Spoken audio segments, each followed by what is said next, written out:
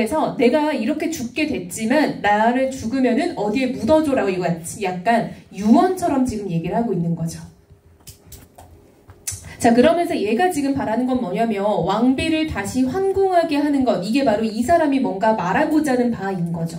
이 사람이 지금 간한 내용은 바로 이겁니다. 자, 이어서 그리고 해수에 잡혀 갇혔더니 상이 구태여 왕비는 내치시고 태보는 진도로 정배하라 하시니. 말 진짜 안 됐죠, 그쵸? 임금님은 결국 왕비를 내치시고 태보는 진도로 정배한다라고 해서 얘가 유배가듯이 된 거죠, 그쵸? 자, 이어서 우리 다음 이야기 좀 읽어볼게요. 자, 중략 부분부터 마저 읽어봅시다. 서연이? 없어? 그 두 번째 소책자죠, 그거예요. 잠깐만요. 가은이 읽어볼까요? 잠깐만 같이 보세요. 네, 중략 부분부터요. 박태보의 정배를 따라가려다 되돌아온 박태보의 부인은 꿈에서 남편을 만나. 자, 그럼 박태보의 부인이 꿈에서 남편을 만나게 됐어요. 자, 이어서요. 하나님이 오러와 내 무지하여 탕탕한 청춘이 감동하사 사생통신을 다 버리고 전부 통신을 따라 황성애로 구경하나니 슬프다. 부인은 기다리지 말고 만시 무양하고. 자, 그럼 여기서 말하는 한림은 누구 말하는 거야? 박태보죠, 그쵸, 여러분? 박태보가 이제 본명이고 한림은 이 사람의 어떤 이제 그 직급을 얘기하는 거죠. 자, 박한림이라고 등장하는 거죠. 박태보 부인이 꿈에서 만난 게 남편이니까. 자, 이어서요. 부인이 대경왈. 부인이 대경왈 어디를 가시면 기다리지 말라 하신 국가. 한림은 그다지 독하시오. 척도 한 가지로 그렇사오이다. 네, 라고 여러분 다 꿈입니다. 지금 그쵸? 꿈이에요. 이어서 하며 한림의 손해를 잡고 못 가게 하니 한림이 왈. 네. 구구한 사정을 어찌 잊어오리까. 이로 상동할 날이 있어오리까 하고 떨치고 나가거늘 부인 한림의 손을 잡고 따라가니 어떤 남자 10여 명이 의관을 정지하고 서있거늘 저면적어 방으로 들어앉으며 가만 보니 삭발 의관을 갖춘 어린 제자 5, 6인이 분명하거늘 부인이 놀라 깨달으니 남가일몽이라. 여러분, 자, 남가일몽이라 라고 해서 깨서 이제 내가 생각해보니까 하룻밤의 꿈이었구나 라고 여러분 강몽은 꿈에서 깼다라는 거예요. 그래서 꿈에서 약간 남편이 어떤 사람들의 대접을 받으면서 걸어가는 꿈을 꾼 거야. 뭔가 느낌 싸한 거죠, 그쵸? 자, 이어서요. 부인이 몽사를 생각하며 심신이 산란하여 명화를 대하여 내념에 네. 분명 한림이 기사하였도다. 10일을 드리고 몽사를 설하더니 이미 동방이 밝았거늘 시부모 당하에 문왕차로 나가니. 네. 이화촌에 개 짖으며 문 밖에 울음소리 들리거늘 부인이 놀라 문을 열어보니 한림의 하인 동일이라 하는 사람이 한림의 편지를 드리거늘. 네. 대감 부부와 부인이 망각하여 서로 붙들고 통곡하다가 기절하거늘. 비복 등이 급히 교환하여 겨우 인사를 분별하는지라. 여러분, 이거 우리 정수정정이나 그 앞에서도 이런 내용들이 있었죠. 뭐 어떤 문서를 보내는데 그 문서의 내용이 뭐였냐 이런 것들 문제에서 늘 많이 물어보는 부분이니까 고전소설은 이런 것들이 뭔지 잘 체크를 해둡시다. 자, 이어서 마저 읽어볼게요. 이때에 원근 제독과 만주객관이 다 죽는 후에 장한 백성이 니 아니 낭루하리요. 네, 여러분 낭루하다라는 거 눈물이 떨어지다라는 거죠. 여러분 조문을 했대. 무슨 뜻이야? 죽었다는 거잖아. 그치? 모두가 다 슬퍼했다라는 거죠. 봐봐 얘들아. 장한 백성 누가 아니 울겠냐라고 이거 누가 하는 말이에요?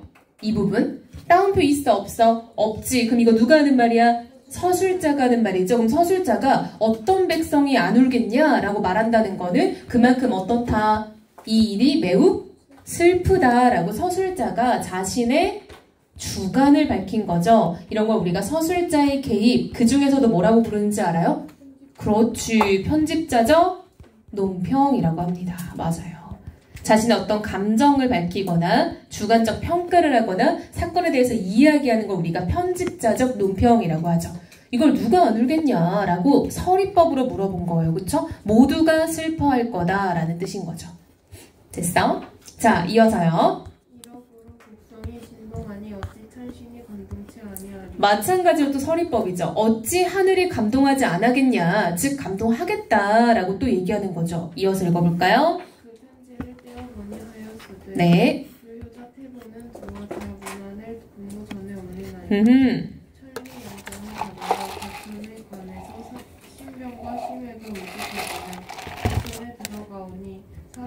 상천을 정하였으되 불효한 죄가 제일이라 하였으니 네. 상천 수제지었으나 부분을 또한 갖지 못하였고 중로 부문이 되어 부천에 돌아가는 자식을 생각지 마오. 그쵸 여러분? 여기 조문에서 우리가 여기서 조금 뭐 파악을 못했더라도 시험지를 풀 때 고혼이 되어 구천에 돌아간다. 여기서 한 번 더 느꼈어야 돼요. 그쵸? 아 죽었구나라는 거. 그래서 내가 불효를 한 거죠. 부모님보다 먼저 죽게 된 거니까. 그러니까 부모님은 내 걱정하지 말고 만수무강하세요. 뭐 이런 내용이 적혀 있는 거죠. 자 마저 읽어봅시다.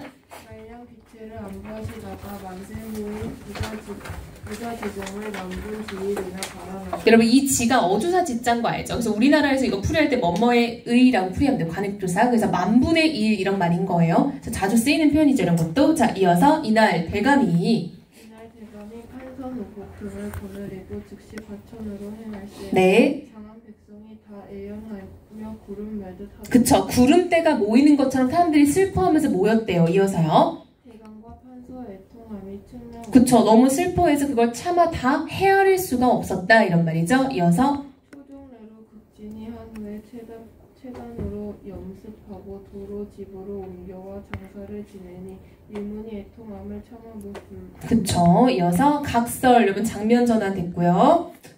정말 낼 거 많이 없어요. 그쵸? 이 작품은. 그러니까 이 작품에서 더 버라이어티하고 더 낼만한 부분이 있었을 텐데 굳이 이 부분이 이제 기출로 출제됐다는 것도 사실 의아하긴 해. 그치? 이어서 이때의 상이 이때의 상이 민중전을 내치시고 태보를 정배후. 그쵸. 민중전 누구 말하는 거야? 민중전 누구 말하는 거야? 인현왕후. 그쵸. 인현왕후가 민씨였어요. 그쵸. 그래서 민씨라고도 막 나오고 이래요. 그 다음요. 자연신신이 산란하여 밤이면 성례를 미복으로 수행하시더니 네. 일일은 한 곳에 가려되니 명월은 명랑한데 어떤 아니 오륙이니 월세 희롱하며 노래하여 즐거워. 자 여러분 이거 우리 기시감이 있죠. 어떤 아이 5, 6인이 월색을 희롱하며 노래를 하면서 즐거워하고 있었대. 아이 6명 이거 우리 어디서 봤어요? 그치. 꿈 누구 꿈에서? 그렇지. 태보의 아내의 꿈에서 나왔던 아이들이잖아. 그쵸? 자 이어서 마저 읽어볼까요? 상이 몸을 의심하시고 자세히 들으니 그 노래하였으되 네. 저 다른 발담하는 우리 주상은 불명하여 충신을 무슨 일로 천리 원정에 내치시니. 여러분 충신 누구 말하는 거겠어? 그치. 박태부겠죠. 박태부를 무슨 일로 천리 원정에 내치시며 즉 유배를 보냈다는 뜻이겠죠. 자 무슨 일로 민중전은 인현왕후. 이어서 무슨 일로 민중전을 외관에 내치시고 군에 심충 없었으니 이 부자 자효 슬폐없다. 네. 인심은 분명하건만은 국군이 말세되어 백성도 못할 일을 국가에서 행하고 음흠. 한심하고 가려. 자 그럼 봐봐. 국군이 말세가 돼서 백성도 못할 일을 국가에서 행하고 있네. 이런 거 보겠어? 일반 집에서도 그렇게 아내 내쫓으면 조강지처 내쫓으면 벌 받는 건데 이거를 궁궐의 임금님이 하고 있다니 뭐 이런 뜻인 거죠. 이어서요. 400년 사직을 뉘려서 붙들고. 이때쯤 400년이었나 보네. 그치? 이어서 이 애야 저 애야 흥망성쇠는 불가하다마는. 네. 항상 부모 모셨어라. 신성 궁곡에 들어가 초목으로 붓을 적시고 금수로 붓을 삼아 세월을 보내다가 성군을 기다려. 그쵸. 이번 임금은 망한 것 같으니 더 좋은 임금님을 기다려보자라고 아주 죽었다고 막말을 장난 아니게 하죠. 임금님한테. 자 이어서요. 서로 비기며 애연히 가거늘 상이 그 노래를 들으심에 심신이 산란하여 그 아이들 성명을 묻고자 하시니. 아이들이 자라나는지라 못내 애연하시며 곧 환공하시니. 그쵸. 심신이 산란하 이런 건 약간 그냥 뭔가 마음이 어수선하고 뭔가 기분이 약간 좀 찝찝하고 이런 느낌을 말하는 거겠죠. 그래서 아이들의 정체는 밝히지 못하고 임금님은 이제 산책하다가 갑자기 난데없이 자기에 대한 비난을 듣게 된 그런 상황인 거죠. 그래서 박태부 아내의 꿈에 나왔던 아이들이 지금 나타나서 임금한테 꾸짖음을 전달한 거죠. 그쵸. 박태부의 입장에서 느꼈던 뭐들. 자 우리 앞에 돌아와서 한번 해제 읽으면서 마무리해봅시다. 자 윤지 읽어볼게요. 이 작품은 역사적 인물인 박태부가 주인공인 소설로 인간 필사본으로 전하며 이번으로는 필사본 박태부의 영상이 있다. 작품 속의 사건들은 정계집, 사건들을 장식으로 나타내는데 이처럼 실존 인물의 삶과 사건을 다루었다는 점에서 역사소설의 성격을 가진다. 네. 임금과 신하라는 불평등한 권력관계 속에서도 직간을 통해 임금의 불이한 면을 적극적으로 공박하는 박태부와 자신의 권위가 능욕당했다며 요여워하는 임금의 팽팽한 대립을 서사함으로써 소설적인 흥미를 정하여. 그쵸. 여기다 한번 쳐볼까요? 임금과 신하라는 불평등한 권력관계 속에서도 직간을 통해 임금의 불이한 면을 적극적으로 공박하는 박태보. 그쵸. 그러다가 유배도 가게 됐고, 심지어 마지막에는 꿈에서 이제 만났던 그 아이들이 박태보의 이야기를 전달해주는 것까지 했을 때 엄청 신랄하게 비판하죠. 마지막에 성군을 기다리자. 그러니까 니는 아니야. 이런 말인 거잖아요. 그쵸? 그러니까 굉장히 이게 엄청 수위가 높았던 거죠. 비판의 수위가. 자, 그럼 우리가 마저 다음 작품 한번 읽으러 가봅시다. 자, 이어서 최고운전이에요. 최고운전. 이거는 종종 출제가 많이 됐던 작품 중에 하나예요. 잠깐만, 쌤 이거 친구 하나 보내주고 들어갈게요.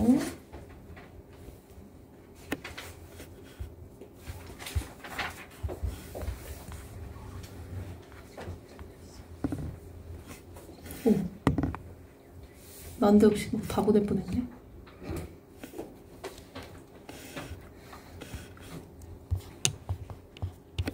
아, 이게 확인이 여기 있네.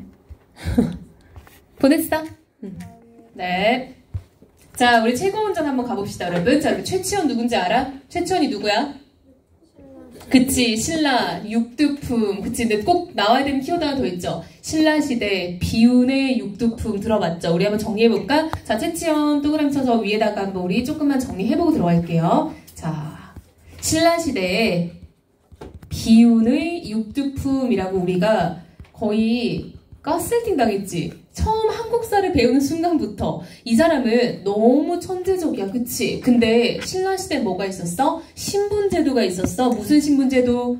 골품제. 그쵸? 여러분 골은 뭐야? 귀족계층. 품은 뭐야? 일반인이 올라갈 수 있는 최고의 그 직분이 육두품이었던 거잖아요. 그래서 이 최치원은 자기가 너무 천재인데, 자기가 진짜 너무 뛰어난데 우리나라에서는 신분제도 때문에 내가 더 이상 올라갈 수가 없어 에 서러워하면서 당나라에 가서 얘가 빈곤가도 보고 이랬잖아. 그치? 근데 거기서 또 느끼는 거야. 나는 외국인이니까 내가 올라갈 수 있는 게 한계가 있네. 그래서 늘상 자기의 어떤 그런 능력에 비해서 신분이 미천하다라는 걸 한탄하다가 말년에는 자연에 들어가서 살아요. 그래서 거기서 막 한시 쓰고 이런단 말이야. 뭐 제가야산 독서당 이런 것들 보면은 자기는 너무 능력이 뛰어난데 왜 나라가 나를 못 알아줄까 이런 한탄이 엄청 많이 들어있는 사람이에요. 그래서 우리가 뭐 한시를 배울 때도 테마가 있잖아. 주로 신라시대에는 최치원이 쓰고 조선시대에는 정약용이 쓰고 이런단 말이에요. 그럼 늘상 비슷한 그 느낌들이 있어요. 그래서 최치원이라는 인물은 신라시대에 실존했던 인물이고 이 사람은 육두품으로서 어떤 신분적 한계를 느꼈던 사람이다. 근데 이 작품에는 그런 어떤 비운의 느낌보다는 좀 다른 이야기가 들어가 있어요.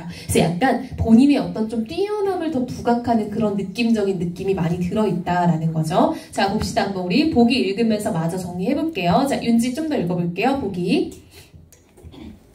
최고운전은 비범한 인물로서의 최치원을 형상화했다. 네. 주인공은 문제 해결의 국면에서 치밀함, 기지, 당당함을 보인다. 그렇지. 이어서 또한 초월적 존재의 도움을 받으면서도 이에 전적으로 의존하지 않고 자신이 지닌 희미한 능력을 발휘하여 개인의 문제와 국가의 과제를 직접 해결한다. 그쵸. 이 작품에서도 그래서 이 사람의 어떤 뛰어난 기지로 인해서 어떤 국가적인 문제를 해결하는 장면들이 나올 거예요. 여러분 이게 박태보전과의 공통점이 있다면 실존 인물을 형상화한 소설이다 라는 거 우리 알 수 있겠죠. 그쵸? 이어서요.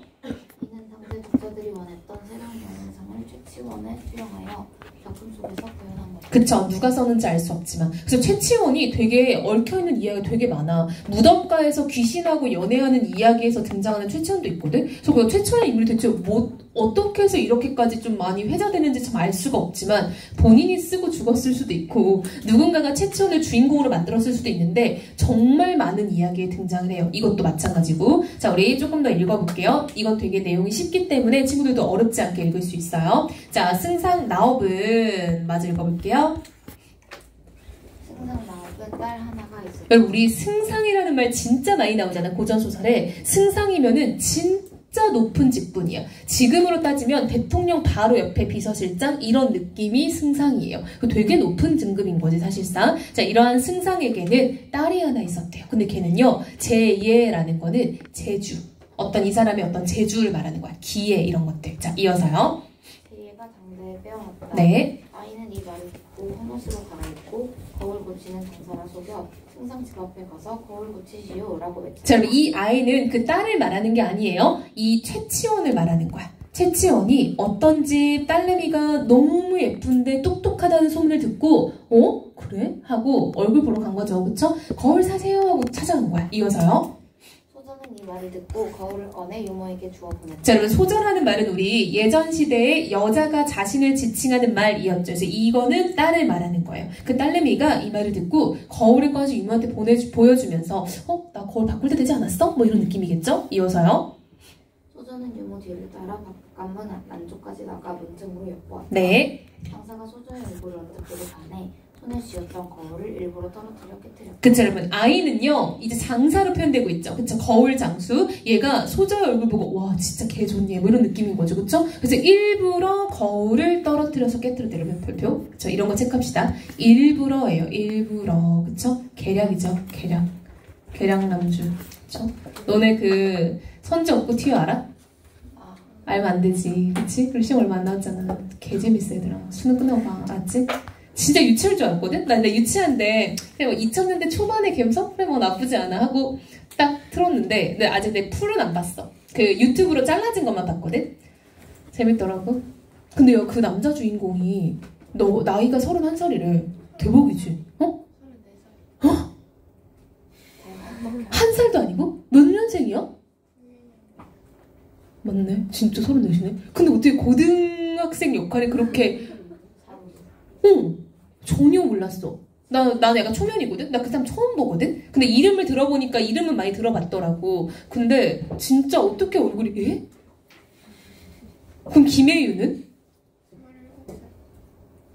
미쳤다. 그쵸. 둘 다 약간 나이가 꽤 있는데 너무 이질감이 없다. 근데 진짜 재밌어. 근데 너네는 근데 좀 이해 못할 수도 있어. 왜냐면 나는 그 시대 감성을 알잖아. 알아?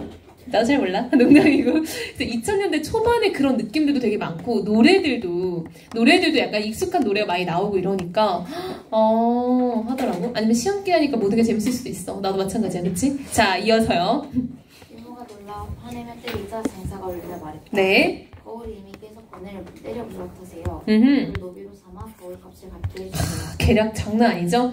얘네 집에 침투한 거야. 그쵸? 제가 거울을 깨뜨렸으니 제가 이래서 갚을게요. 라고 해서 지금 집으로 들어온 겁니다. 그래서 노비는 이제 누구야? 이 아이인 거죠. 남자아이 이꼴 거울장수 이꼴 이 집의 노비가 됐어요. 자, 이어서요. 유모가 들어가 이를 승상께 아뢰니 허락하였다. 네. 승상은 그의 이름을 거울을 깨뜨린 노비라는 뜻으로 파경노라 짓고 네. 알먹이는 일을 시켰다. 그쵸. 파경노라는 건 거울 경자 깨뜨릴 파자 노비할 때 노자죠. 거울을 깨뜨린 노비라고 이름을 지었대요. 이어서요. 말들은 저절로 살쪄 여인 것이 하나도 없다. 자, 여러분 특이하지. 얘가 말을 관리를 했더니 저절로 살이 쪄서 마른 말이 하나도 없었대. 채치원의 어떤 비범한 능력이 드러나죠. 뭐길래 이런 느낌? 어떤 영웅적 면모죠.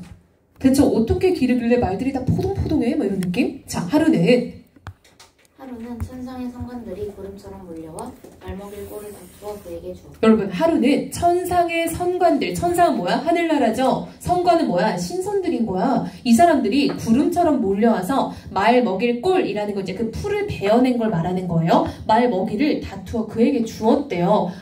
이 작품 여러분, 천상계가 설정되어 있다라는 것도 알 수 있겠죠. 그리고 이 채치원이라는 인물은 천상계와 연관이 있어 없어? 있으니까 찾아와서 얘 대신 말 밥 주는 거 아니야. 그쵸? 즉 천상계의 존재임을 알 수 있죠. 채치원이 이 아이죠. 그쵸? 그래서 이 작품도 약간 어떤 천상계, 적강 이런 것들이 조금 들어있는 작품이라고 볼 수 있겠네요. 자, 이어서요. 이에 파경노는 말들을 풀어놓고 누워만 있었다. 네. 날이 저물어 말들이 파경노가 누워있는 곳에와 네. 그를 향해 머리를 숙이며 늘어서자 보는 자마다 모두 기이하게 여겼다. 승상 부인은 이 말을 듣고 승상에게 말했다. 그쵸. 승상의 이제 아내죠. 이어서 파경노는 용모가 기이하고 선복할 일이 많으니 필시 비범한 사람일 보는 눈이 있어요. 마부 일도 천난 일도 맡기지 마세요. 네. 승상이 옳게 여겨 그 말을 따랐다. 아내 말도 잘 듣고요.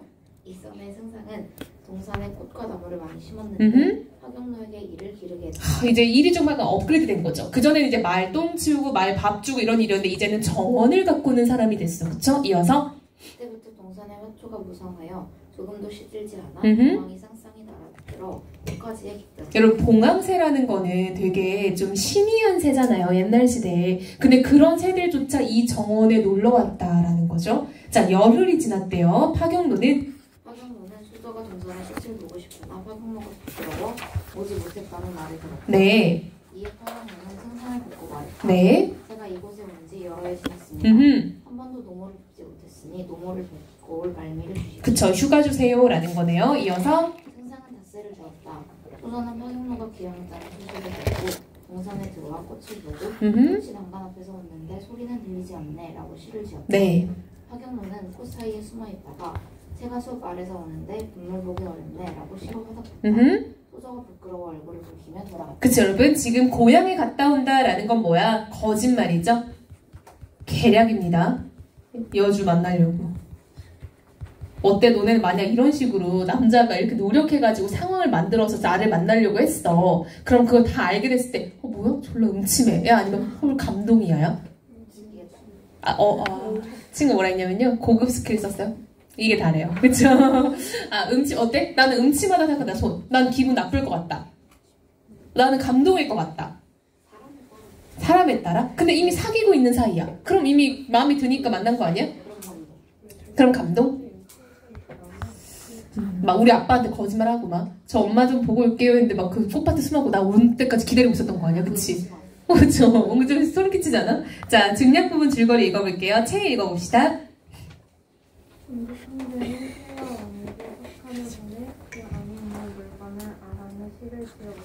그처럼 자, 이 앞부분은요, 이제 이 최치원이 이 승상네 집에 침투해서 여자 주인공 좋아하는 이야기, 되게 진짜 시덥지 않은 얘기였고요. 사실상 이 작품에서 가장 중요하게 출제되는 건 이 아랫부분이에요. 그러니까 중국의 왕이 우리나라에게 퀴즈를 내. 근데 거의 뭐 수수께끼 수준인 거야. 그 한번 엿먹어봐라 이런 말인 거야. 그쵸? 근데 그거를 최치원이 풀어낸단 말이야. 사실은 최고운전에서 가장 중요한 장면은 이 뒷장면이 맞아요. 그래서 이게 다른 부분에서 출제가 된 적이 있는데 그때는 이 뒷부분을 출제를 했었어요. 이게 여러 번 출제가 됐었거든요. 자, 맞아 읽어봅시다.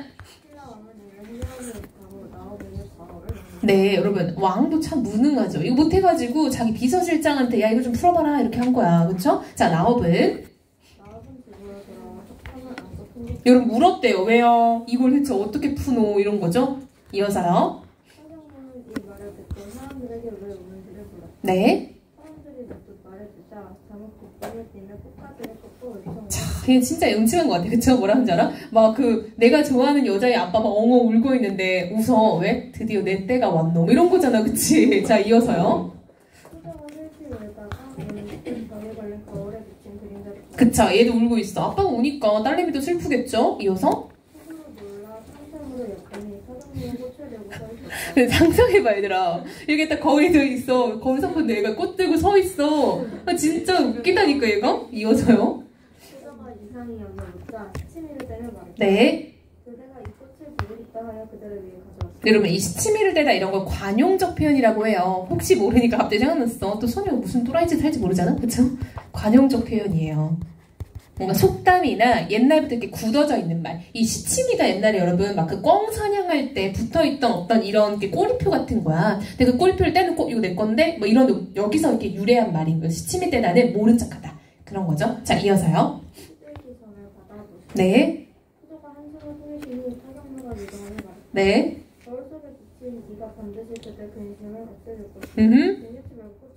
여러분 거울 속에 비친 이 누구예요? 자기 자신이에요. 뭐 하는 거야? 자기를 객관하는 거죠. 내가 네 문제 다 해결해 줄게 라고 하니까 그러면 좀 허세스럽고 좀 신뢰가 안 가잖아요. 그래서 거울 속에 비친 사람이 당신의 문제를 해결해 줄 거예요. 뭐 이러고 있는 거죠. 이어서요. 언제까지 부끄러울 거야. 그쵸? 이어서요. 그쵸? 봐봐. 근데 어느 날 자기가 뭔가 자신이 있다는 건가? 라고 생각이 들어서 그거를 아빠한테 이야기를 한 거죠. 이어서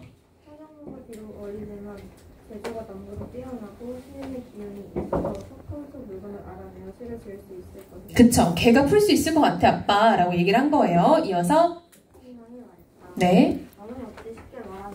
만약 파경노가 할 수 있다면 나라의 일인한 손들 가운데 한 명도 시를 짓지 못해 이적함을 나에게 먹을 때문에 자, 여러분 보세요. 너는 어찌 그렇게 쉽게 말하느냐. 그게 됐으면은 지금 온 나라의 똑똑한 선비들이 이걸 하나도 못했겠냐라고 아빠가 얘기하는 거죠. 여러분 이런 부분 쌤이 왜 보라색을 쳤냐면 이 보라색이 친구들이 많이 놓치는 부분들을 쌤이 보라색을 쳐줘요. 무슨 말이냐면 딸의 말을 듣고 아빠는 흔쾌히 승낙했어. 맞아 틀려? 틀렸죠. 그쵸? 의심을 했죠. 이거 네로라 하는 선비들도 못 푸는 수수께끼인데 그 파경, 노비가 무슨 수로 이걸 풀 거냐? 왜? 파경노의 신분을 얘는 뭘로 알고 있었어? 얘네 집에서는?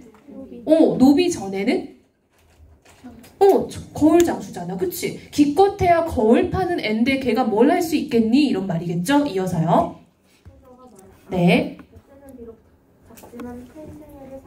그쵸. 자연에서 뱁새는 비록 작지만 큰 새매를 살리는 때가 있다고 합니다. 즉 채치원은 지금 보잘것없고 우리 집 노비로 있는 뱁새 같은 존재지만 큰 새매 누구? 나아가서는 승상 아버지뿐만 아니라 이 국가를 살릴 수도 있지 않겠어요? 라고 얘기하는 거죠.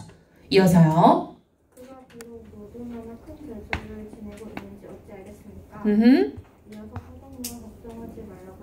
그쵸. 그 사람이 거울에 비친 자가 문제를 해결해 줄 거예요 라고 말했잖아요. 그러니까 걱정하지 말라고 저한테 말했어요 라고 얘기했죠. 이어서요. 만약 그가 시를 지을 수 없다면 어찌 그런 말을 믿겠습니까? 네.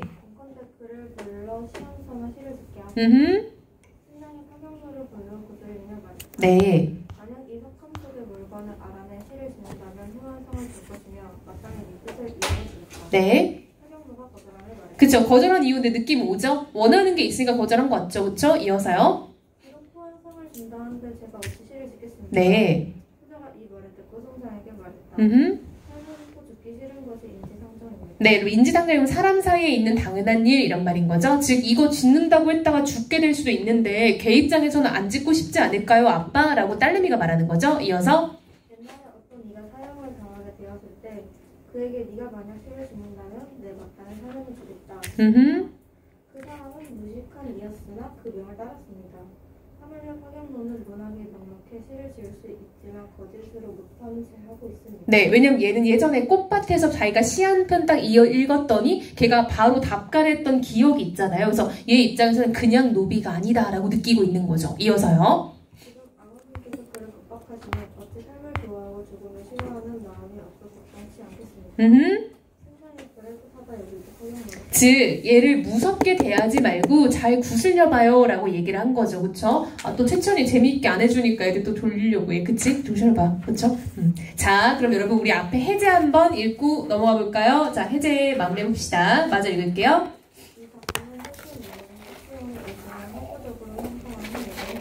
그쵸, 여러분 실존 인물이에요. 우리 박태보전도 실존 인물이었죠. 그쵸? 허구적으로 형상화한 영웅소설. 그치? 나중에 퀴즈 풀어가지고 중국을 상대로 우리나라가 똑똑함을 어필한단 말이죠. 이어서요.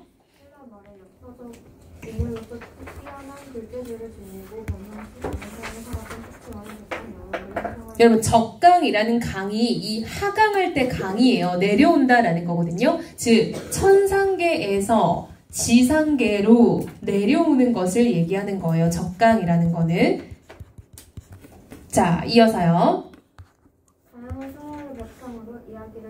그쵸, 여러분. 설화라는 거는 떠돌고 있던 이야기 조각조각들을 의미하는 거야. 그런 것들을 다 취합해서 만든 소설이다라는 거죠. 이어서요. 지금 부분은 거울을 깨뜨린 죄로 노비가 되었다는 내용의 서정리설화를 활용하고 있는 부분으로 네. 그쵸, 여러분. 얘가 그 여자애가 예쁘다고 하고 그 집에 침투하는 이야기잖아. 그러니까 되게 똑똑하고 계략적인 인물인 거죠. 그쵸? 이어서요. 이 작품은 신라의 신선이라는 품거를 잡던 대문상과 채치원을 주인공으로 삼아 당나라의 형제와 대결시키면서 우리 민족의 우월감과 자부심을 표현한 작품이라는 평가를 받기도 합니다. 그쵸, 여러분. 이 중국의 황제가 우리나라를 곤란할끔 수수께끼를 낸단 말이야. 근데 그걸 채천이 다 풀어요. 뒷부분에서. 그래서 우리가 중국에 전혀 뒤지지 않는 뛰어난 인재를 보유한 국가다라는 걸 어필하는 거예요. 됐어요? 오케이. 자, 우리 한 작품만 더 하고 싶시다. 자, 이어서 넘어가 볼게요. 자, 조응전 가봅시다. 여러분, 조응전 이건 평가원 기출이었어요. 자, 조응전 보기 저희 딱 정시전 딱 해봅시다. 자, 민서가 한번 읽어볼게요. 보기. 그쵸, 여러분. 조홍전에서 꿈은 초월적 세계의 뜻을 주인공에게 전달하는 기능을 합니다. 형 앞에. 초월적 세계를 주인공에게 전달하는 역할을 하는 꿈이 등장할 거예요. 그래서 이 작품에서도 꿈이 굉장히 주요하게 등장을 합니다. 박태보전에서도 우리 꿈 얘기 잠깐 나왔잖아요. 그쵸? 아내의 꿈에 나왔던 아이들이 나중에 임금한테 비판하러 간단 말이죠. 이어서요.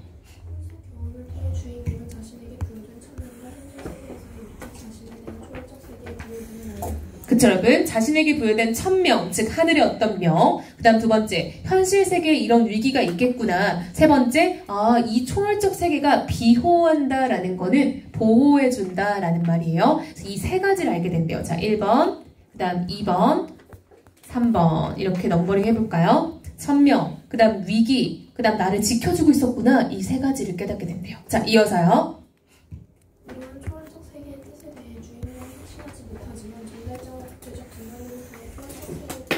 그처럼 봐봐. 이 사람은요. 근데 꿈을 딱 깨고 나서는 이거 뭐야? 이러고 하고 처음엔 잘 못 믿어. 근데 현실 세계에서 꿈과 연관된 증거물이 하나씩 나오는 거야. 그때부터는 뭐야? 이거 좀 예사롭지 않은데? 라고 느끼게 된다는 거예요. 자, 이어서요.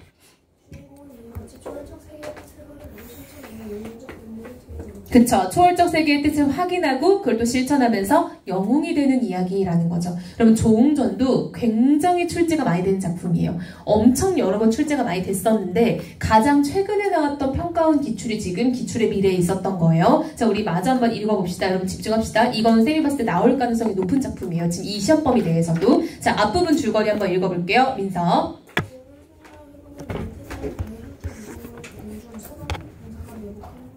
자, 여러분 조홍이라는 주인공은요. 송나라 회복을 위해 태자를 구해서 함께 위국으로 가던 중이었어요. 여러분 위국은 아직 안 갔어. 그중 서번국 병사가 매복한 함곡이라는 곳을 가고 있는 거예요. 여러분 이거를 좀 약간 도식화를 해보자면 이런 느낌인 거죠. 지금 얘들의 목적지는 위국으로 가고 있어. 근데 위국으로 가는 그 과정에서 함곡이라는 곳이 있는데 그 함곡도 아직 못 간 상태인 거야. 그쵸? 요렇게. 그래서 여러분 원래 고전소설은 공간에 따라서 무슨 일이 있었는지 자주 물어보는 거 알죠? 그래서 이런 거 늘 체크를 해야 되고요. 조홍은 송나라 회복을 위해 라고 되어 있죠. 그럼 조홍은 지금 송나라 사람으로 설정이 되어 있다라는 거 알 수 있겠죠? 송나라의 신하겠네요. 그래서 송나라 태자를 구해서 함께 가고 있었나 봐. 자, 마저 읽어봅시다. 이적에 원수가 여러 날 만에 연주에 도달하여 분노를 다시게 하고 원수도 도달하여 사방에서 쉬고 있습니다. 자, 여러분 원수 누구겠어요? 자, 앞부분 줄거리 얘기하고 본격적인 작품 시작됐는데 대뜸 원수로 시작해. 누구겠어? 조홍이겠죠? 원수라는 건 여러분 우리가 이제 전쟁을 나갈 때 직급이라고 보면 되겠죠? 그래서 우리가 대원수, 원수, 중군장 이런 말 많이 들어봤죠? 이 사람은 지금 원수예요. 자, 연주에 도달해서 말을 다 쉬게 하고 원수도 노곤에서 쉬고 있었대요. 이어서요. 나비가 침상에 날아들거늘 원수도 자연스럽게 날개를 얻어 그 나비를 따라 공중에 날아 한 곳에 이르렀다. 여러분 봐봐. 내가 그래서 쉬고 있는데 한 나비가 내 침대 근처에 날아왔어. 원수도 자연스럽게 날개를 얻었대요. 나비를 따라서 공중을 날아다녔대. 말 돼? 안 돼? 안 되지. 여기 뭐구나. 꿈이구나. 그쵸? 꿈이구나 알아야 돼. 근데 이거 고3 아이들 평가 풀 때 못 풀었어. 꿈인지 몰랐어. 읽다가 뭔 소리야? 이러다가 나중에 보니까 뭐야? 꿈이었어? 다시 올라가는 거야. 다시 읽어. 그러니까 시간이 많이 낭비되겠죠. 자, 여러분 벌써 꿈 시작된 거예요. 자, 꿈이 시작되는 부분 우리가 인몽이라고 해볼까요? 꿈으로 들어가는 부분입니다. 그래서 이제 꿈 얘기예요. 자, 이어서요. 중에 수월이 빽빽한 곳에 깊이 들어가니 그 가운데 광활하여 완연한 별색이 네.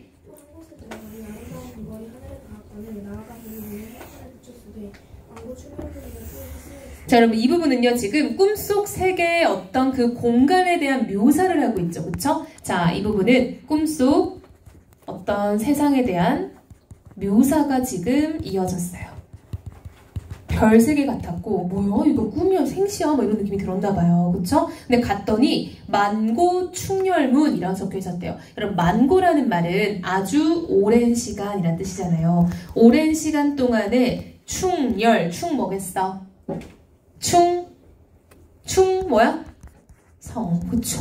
충성을 기리는 문. 우리 옛날 시대에 효도 잘하고 지조 잘 지키고 충성 잘 지키는 사람한테 문 만들어줬던 거 알죠? 그래서 그런 절효, 정문 이런 말 들어본 적 있죠? 그걸 말하는 거야. 그쵸? 아, 그럼 뭔가 충성과 관련된 인물들이 나올 수 있겠네요. 자, 마저 읽어볼게요. 궁궐 위를 바라보니 한 노인이 앉았으되 얼굴은 관옥 같고 머리에 황금관을 쓰고 몸에 용포를 입고 윗자리에 높이 앉아있는. 자, 여러분 어떤 한 노인이 있는데요. 그 사람의 얼굴은 관옥 같고요. 머리는 황금관을 쓰고 몸에 용포를 입고 윗자리에 높이 앉아있더래요. 즉 여러분 인물의 외양에 대한 묘사를 하고 있죠. 자, 윗물의 예양을 묘사했는데 이 사람 높은 자리에 앉아있고 관옥 같고 황금관을 쓰고 있네. 그 사람의 위엄이 드러나죠. 그쵸? 이 사람이 대략적으로 귀한 사람이구나 라는 거 느껴지죠. 그쵸? 자, 이어서요. 우수한 사람들이 연주하여 큰 잔치를 배설하고 술과 음식이 가득한 중에 절대 가인이 차례에 앉았습니다. 그쵸, 봐봐. 지금 무수한 사람들이 열좌했다는 건 앉아있는데요. 거기에 큰 잔치가 펼쳐져 있고 술 가득, 음식 가득, 그리고 예쁜 여자들 가득 이렇게 있었다는 거야. 이어서요. 좌석에 가득 앉은 사람들이 여러 왕의 흥망성쇠와 만국 역대를 염려. 자, 여러분들 이 사람들이 뭐 하나 봤더니 앉아서 여러 왕의 흥망성쇠와 이 시대의 어떤 역사들을 다 하나둘 얘기를 하고 있었다는 거야. 내가 본 역사는 이런 상황인 거예요. 자, 이어서요. 맨 윗자리에 앉은 제후는 어찌된 줄을 모르는 궁부할. 그대는 각각 공을 밝히어오니라. 자, 그래서 너희들의 공을 한번 얘기해봐 라는 거죠. 이어서요. 하늘 좌석에 가득 앉은 사람들이 각각 공을 밝히는 그를 이르니 그 공적의 말. 네. 저는 본래 한나라 신하의 깊은 뜻이 많지 아니하리라. 그의 일을 살펴보니 이분이 구칠성과 일화를 찾아. 자, 그럼 여기부터 보면요, 여러분 이렇게 뭔가 나열될 때는 싹 묶어서 일반화를 해줘야 돼요. 지금 이거 다 똑같은 말의 반복이거든요. 뭐 각각 공을 밝히는 글의 반복이 되겠죠. 그쵸? 그래서 뒷부분의 내용은 다 이거에 대한 내용인 거예요. 나는 이랬고요, 저는 이랬고요, 저는 이걸 잘했어요 라고 자신의 공, 업적을 밝히는 시간인 거예요. 지금 돌아가면서. 여러분 여기서 사실 대화가 뚱뚱하면 인물의 말하기 방식을 낼 수도 있어요. 그쵸? 근데 지금의 대화들은 그 정도가 아니기 때문에 가볍게 넘어가면 될 것 같아요. 자, 다음 장 우리 마저 한번 읽어볼까요? 자, 지훈 읽어봅시다. 그 남은 공적은 어찌다 기록하리. 자, 여러분 이 부분은 지금 보니까 따옴표 없죠? 남은 공적을 어찌다 기록하겠냐? 누가 얘기하는 거예요? 서술자가. 그쵸? 이거 서술자의 개입이죠? 무슨 말이야? 그거 어떻게 다 기록하겠니? 즉 공이 매우 많구나에 대한 이야기겠죠. 서술자의 개입이죠.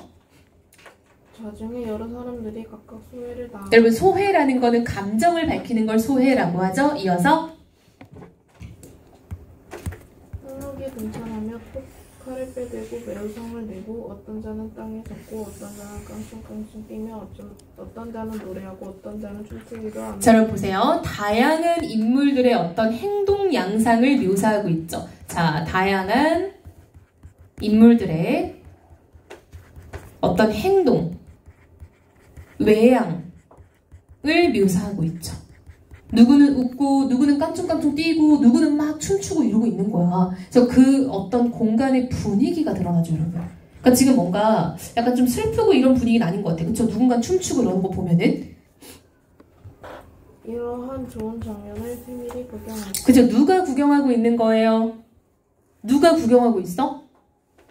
종이. 어디에서? 꿈속에서. 그렇지. 자, 이어서요.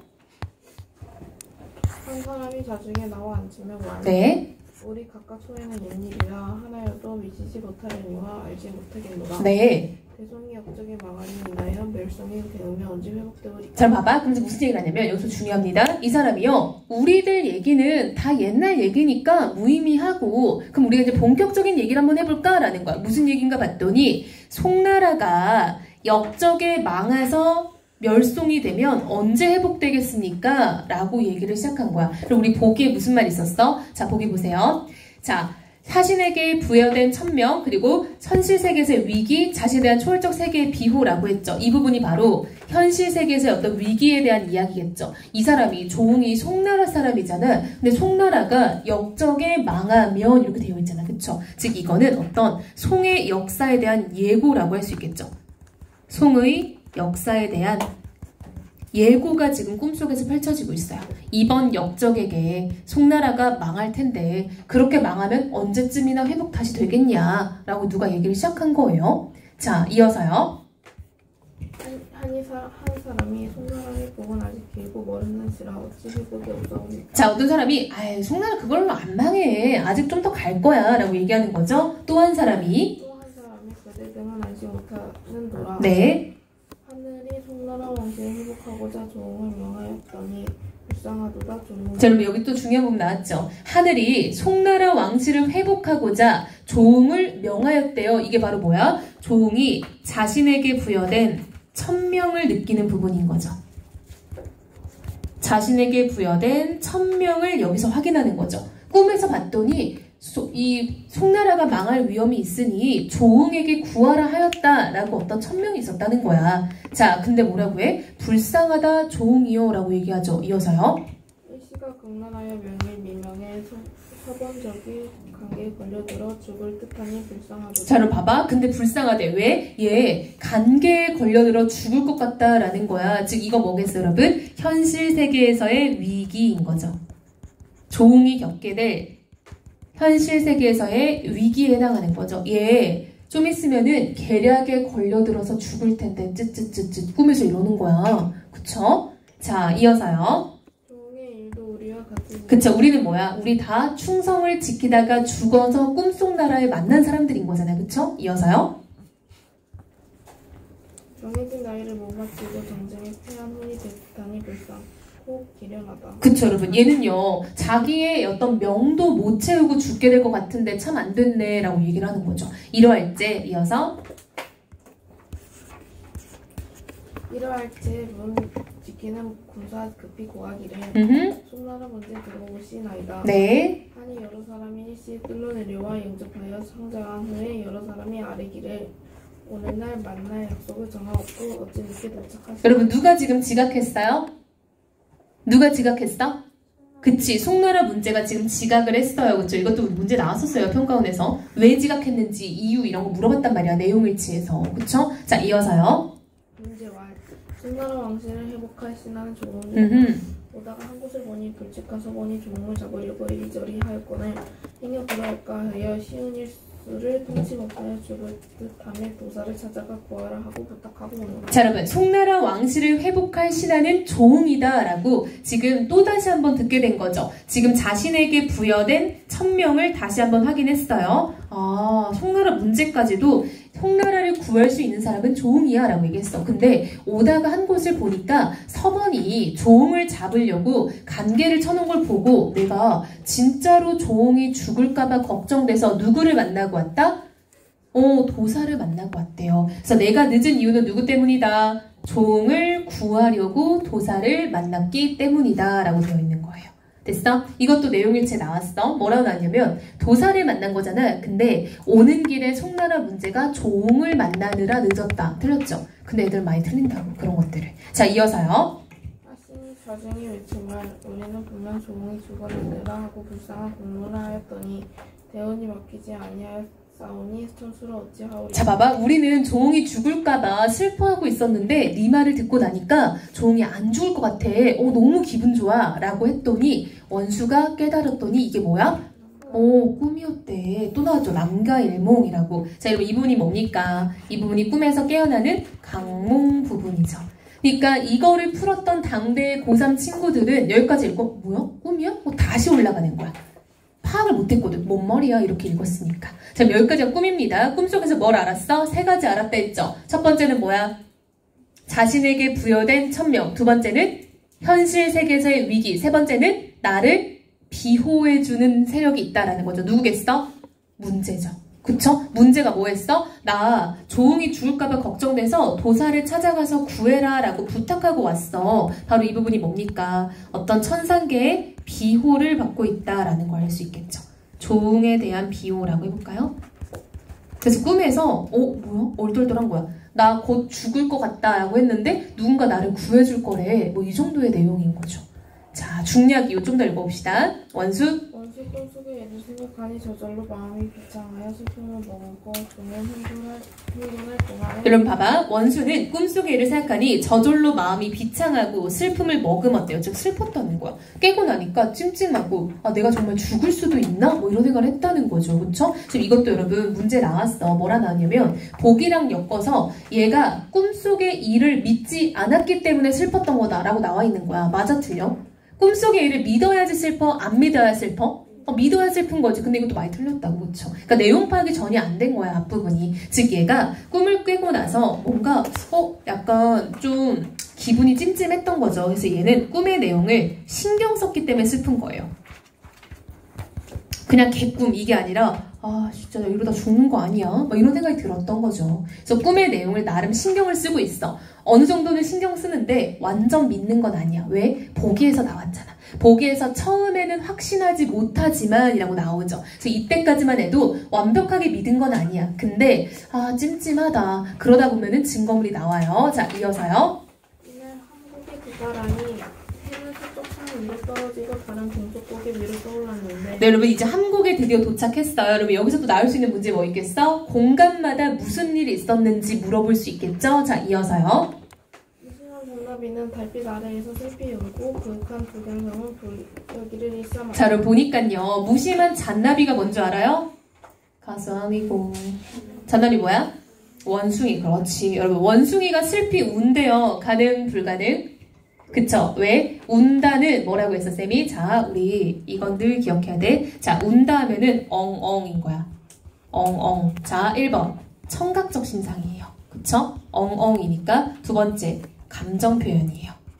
그 중에서도 우리 어떨 때 보통 울어? 가장 일반적으로 슬플 때. 그쵸? 그럼 슬픔을 기반으로 한 감정 표현이야. 자 3번. 근데 여러분 원래 원숭이는 문학에서 감정을 느껴? 못 느껴? 못 느껴. 감정은 누구만 느껴? 인간만. 즉 인간이 아닌 걸 인간처럼 표현했네. 무슨 법? 의인법. 4번. 그럼 그 감정은 원래 누구의 감정이었던 거야? 인물의 감정. 인물의 감정을 원숭이한테 뭐 한 거야? 감정이입한 거야. 다른 말로는 감정을 투영했다라고 할 수도 있겠죠. 그렇게 감정이입이 된 대상을 뭐라고 해? 객관적 상관물. 그렇죠. 이게 다 나와야 돼요. 운다를 보면은. 근데 물론 앞에가 사람이면은 1번, 2번에서 끝나면 돼. 맞죠? 근데 사람이 아니니까 5번까지 가야 되는 거야. 그럼 여러분 이 부분은 뭐야? 감정이입 부분이죠? 별표죠? 이런 거 늘상 많이 물어보는 부분이죠? 자, 이어서요. 누구의 감정이 그럼 슬퍼 지금? 누구 감정이 슬퍼요? 조응. 그치? 조응이죠. 그쵸? 이어서요. 길은 동쪽은 하늘산이고 서쪽은 빛을 보짝이어서 층층이 험한 산봉우리는 가슴을 찌르는 듯하고 야광은 희미하기만 그쵸? 봐봐. 동쪽은 험한 산이야. 지금 약간 묘사들도 다 안 좋죠? 동쪽은 험한 산이고요. 서쪽은 깊은 골짜기여서 층층이 험한 산봉우리가 가득하고 근데 이게 가슴을 찌르는 것 같고 야광은 희미하대. 밤에 빛도 희미한 거야. 되게 부정적이죠? 종이 꿈에서 깨고 걸어가는데 그냥 온통 나쁜 시그널밖에 없는 거야. 진짜 이거 죽는 거 아닌가 싶을 정도로. 자, 이어서요. 선봉을 재촉하여 한국으로 들어갔는데 문득 바라보니 동평장은 골짜기에 갈도로 만든 두건과 베옷을 입은 한 노인이 있어. 자, 한 늙은이가 있어요. 푸른 나귀를 재촉하며 배구선으로 원수를 만류하거든. 여러분 배구선은요 이 부채예요. 부채로 원수한테 야 가지 마봐 이러는 거야. 만류한다는 거 일단 말리는 거죠. 이어서 원수가 그 노움을 바라보니 정신이 황홀하다. 원수가 말을 머물게 하고 잠깐 기다리니 그 노움이 묻기를. 자, 노홍이 물어봤어. 연주로부터 오십니까? 했더니 원수가 네 맞습니다 했더니 노홍이 위국으로 가는 조원수를 혹시 보셨습니까? 여러분 조원수 누굴까요? 조홍이겠죠. 지금 여러분 조홍한테 너 조홍 봤어? 라고 물어보는 거야. 보면 빨리 알려줘 했더니 원수가 마음을 여러분 이런 거 체크합시다. 의심하고 한편으로는 이상해. 뭐야? 날 왜 찾아? 모르는 사람인데? 이런 느낌이죠? 자, 이어서 내가 바로 조응이거니와 무슨 일로 나를 찾습니까? 했더니 노홍이 기뻐했대요. 나는 떠돌아다니는 나그네라. 성품이 남과 달라 빼어난 산청과 명승지지를 즐겨 구경하고 주로 다녔는데 오로봉에 들어갔다가 천명도사를 만나 수사미를 머물렀더니 출발할 때 한 서차를 주면서 말을 하더래요. 여러분 이 천명도사 우리 앞에서 봤죠? 누가 만났던 사람이야? 누가 만났어 이 도사? 그치, 송문제가 도사를 만나고 왔다라고 했죠. 송문제가 도사 왜 만났어요? 종 지켜달라고. 그럼 도사가 또 누구한테 부탁한 거예요 지금? 그렇지. 그럼 노홍이 지금 누굴 만난 거예요? 노홍이 누굴 만났어? 그치, 조홍을 만난 거예요. 이렇게 된 거죠. 송문제가 도사한테 부탁했고 도사가 노홍한테 야 이거 송문제가 부탁한 건데 네가 좀 처리해 이렇게 된 거죠. 그러면서 또 나왔죠? 편지. 그럼 고전소설 이제 뻔하지? 그쵸? 맨날 무슨 문서 하나 나오고 그 문서 내용 뭐냐 이런 거 그쵸? 자 읽어볼게요 지훈이. 그대에게 오늘 오시에 전하라.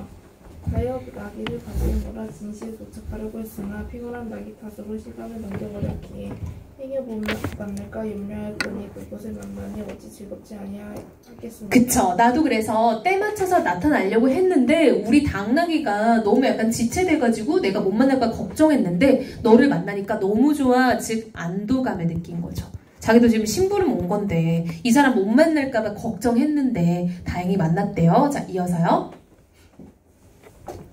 하여 소매 속에서 한 통 편지를 내어 주고는 팔을 들어 하직하거늘 원수나 씻도록을 바라보니 흰색이 아득하였다. 그쵸. 막 쑥쑥 걸어 사라진 거야. 이어서 마음속으로는 신기하게 여겨 그 편지를 급히 띄워보니 다른 말은 없고 한국에 들어가지 말고 성중을 먼저 들어가서 풀을 한번 쏘라 고만 쓰여 있었다. 그쵸 여러분. 이거 누가 이렇게 말을 전한 거겠어? 그치, 송문제. 송문제가 뭘 알았어? 아, 그 서번 때문에 얘가 지금 간계에 휘말릴 수 있겠구나 라고 깨달았던 거잖아. 그래서 함곡으로 가지 말고 네가 딴 데 가서 거기서 포소리를 한번 내라 라고 지금 알려준 거야. 자, 원수가 편지를 다 보고 대경실색, 매우 놀랐다라는 뜻이죠.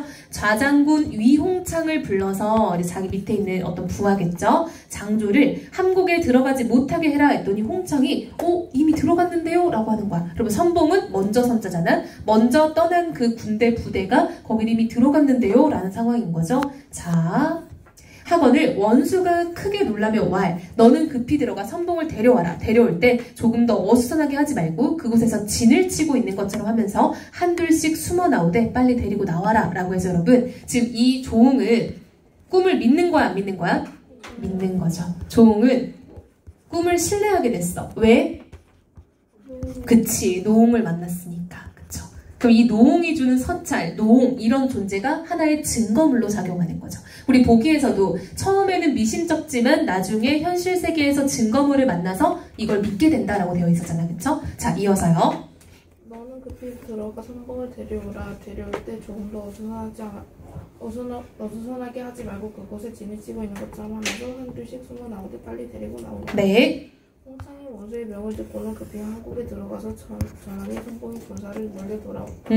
원수가 편지를 얻어 기뻐하며 짐을 줬다. 그쵸, 여러분 기뻐하며. 그쵸? 꿈에서 나를 구해준다고 했는데 내가 살 수 있겠구나 라는 어떤 안도감이겠죠. 아, 나 안 죽을 수도 있겠다 라는 어떤 안도감에 기뻐했대요. 됐어요? 선생님 봤을 때는 조홍전이 조금 유력해 보여요. 앞에 것들이 물론 뭐 안 중요하고 뭐 중요한 장면이 없어도 문제를 낼 수 있겠지만 굳이 이 많은 시험 범위에서 그럴 이유는 없다는 생각을 하거든요. 그래서 딱 우리 지금 고전소설 시험 범위에서 가장 중요한 거 두 개 보자. 조홍전, 임장군전이라고 생각을 해요. 그래서 이 두 개. 그리고 정수정전 전도는 나올 수 있을 것 같아요. 그렇죠? 선생님 여자시지? 그치. 정수정전, 조홍전, 임경업전 이 세 가지가 쌤이 봤을 때는 좀 고전소설에서는 가장 중요한 작품들. 솔직히 박태보전이나 뭐 최고원전에서 내게 뭐가 있어. 그치. 그쵸? 자, 그럼 우리 쉬었다가 이어서 임장군전 마저 보고 오늘 명어름하고 농가하면 됩니다. 이게 되네.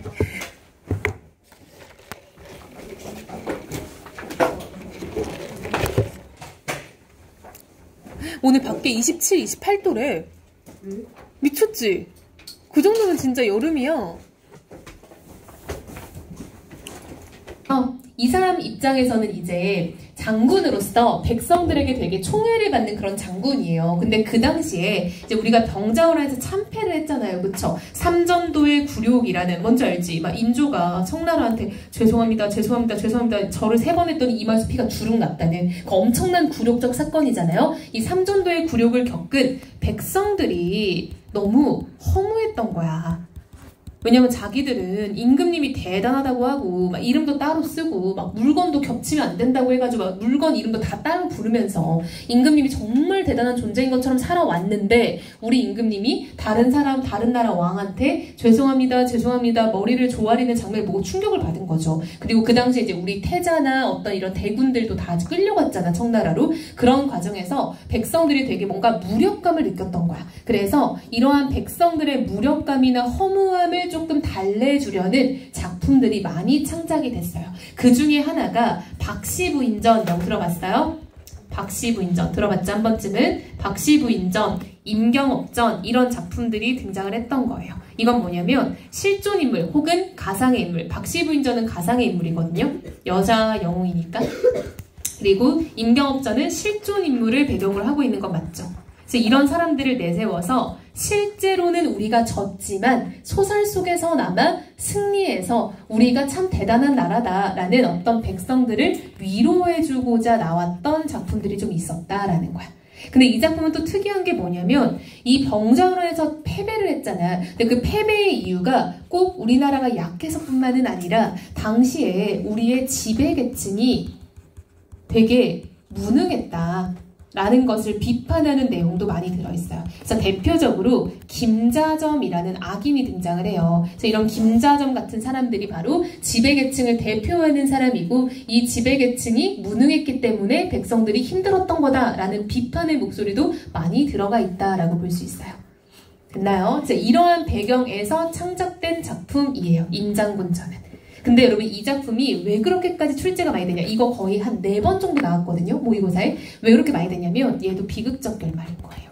우리가 약간 다른 작품과 조금 결이 다르면 그렇게 출제가 많이 되잖아. 예를 들면 운영전, 이생규장전, 임장군전 다 출제 엄청 많이 되거든요. 이유가 비극적 결말이야. 왜? 고전소설은 늘상 정말 뻔한 해피엔딩으로 끝날 때가 많잖아. 근데 얘도 비극적으로 끝나요. 임경업이 죽어요. 근데 왜 죽냐면 청나라 손에 죽는 것도 아니야. 김자점 손에 죽는 거야. 그래서 그런 점에서 이게 좀 많이 회자되고 많이 출제되는 작품이다라는 겁니다. 자, 우리 한번 보기 읽어볼게요. 소연이? 네, 읽어봅시다.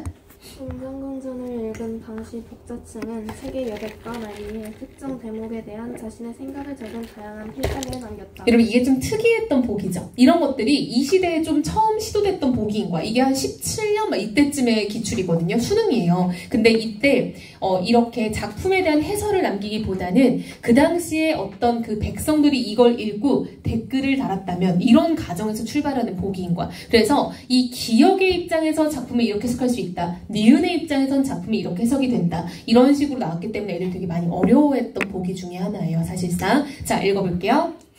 식자층은 대역 김자점의 소행이 혐오스러워 붓을 멈춘다라는 시각을 나타내고 그러면 식자층은 지식인 계층, 공부 좀 한 사람들 말하는 거예요. 그쵸? 이어서 잡혔으니 가히 아프고 괴로우며 애석하네 라며 경험에 대한 안타까움을 드러냈다. 그쵸. 그러면 식자층은요. 첫 번째 어떤 김자점에 대한 비판을 하거나 두 번째, 경험에 대한 안타까움을 드러내거나, 그쵸? 자, 이어서요. 한편 평민층은 슬프다, 임장군이여 남의 손에 죽으니 어찌 천운이 아니랴 라며 숙명론적인 반응을 보이거나 현관패, 숙명론적인 반응. 즉, 여러분, 이거는 운명이다. 그쵸? 운명을 받아들이는 어떤 느낌인 거죠. 이어서 조회하고 나오는 것을 문해로 무사로 박살하니 그 안이 가엾지 아니리요 라는 안타까운 반응을 남기거나 그쵸. 안타까운 반응. 이건 마찬가지죠. 식자층이나 평민층이나 마찬가지죠. 이어서요. 사람마다 알게 하기는 동국 충신의 말임에 혹 만민이라도 깨달아 본받게 하니라 라는 필사기를 남깁니다. 그쵸. 만민이 깨달아 본받았으면 좋겠다. 누구를요? 임경업을요. 이러한 어떤 지금 의견을 남겼다는 거죠. 그래서 공통점은 일단 안타까움. 근데 좀 차이점은 평민층은 운명에 대한 이야기를 하는구나 라는 것들 좀 나오죠. 그래서 기역, 디귿, 미음은 경업이 죽는 대목, 니은과 리을은 자점에게 피습되는 대목에서 나옵니다. 여러분. 자점은 쌤이 아까 말했다시피 얘는 악인으로 대표되는 사람이에요. 악인. 그리고 이 사람을 우리가 소설 문학 개념으로는 뭐 반동인물이라고 할 수도 있겠죠. 김자점도 여러분 실존 인물이에요. 그 당시에 실제로 존재했던 신하의 이름입니다.